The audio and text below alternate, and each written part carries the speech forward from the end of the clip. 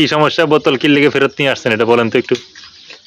বলতাম এটার গন্ধবাস কিছু নেই। গন্ধ নাই? হ্যাঁ, আচ্ছা, তো গন্ধ না থাকলে পোক মরলেই তো হইছে। অনায় কেন বলেন যদি আর এটা আবার খায়। না না, থাকবে না। আপনি দিলে এটা নির্দিষ্ট সময় পরে মারা যাইব। মানে ওষুধের কোনো গন্ধর দরকার নাই, ফুঁক মারন দরকার না, কথা বুঝুন না। আমরা এখন গন্ধ বোতল সকালে চলে গেছি। আমার গত সরকারে রয়েছে দিয়েতাম, ওই একবার একটা দিচ্ছেন যে হ্যাঁ এ ওষুধ দিতে না সবাই দূরে দৌড়ে ও হোক, এটাও দৌড় দিবে জানবই। কোনো ওষুধ লাগলে মরে, কোনোটি খাইলে মরে, কোনোটি গন্ধত মরে, আমরা এত কিছু তো দরকার নাই। এটা সাইবার দিন টেনে নিয়েছি, এটা ঠিক আছে।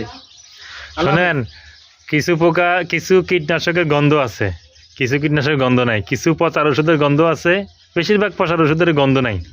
এখন সকল পোকা দেওয়া